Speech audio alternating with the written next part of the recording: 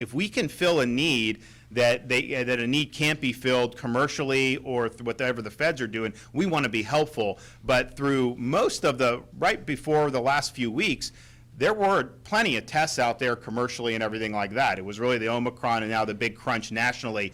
So we're helping to alleviate that, and we'll continue to do it. But we are going to monitor how the course of this is going, because if it crashes like it did in South Africa or like it did in some of the European countries, you will absolutely see the demand for testing decline. I can tell you, we had in Florida, you go back September, October, November, I mean, there was very, very low demand for testing because there wasn't a lot of COVID going around. Then Omicron came, and when we got into mid-December, you started to really see the demand increase. But I do think that as Omicron peaks and goes down nationally, not just in Florida, that is absolutely going to affect this market. So we want to just make sure that we're responding to fill the niches, but also understand that there's probably going to be a lot of these things dumped on the market, in another couple months. Governor,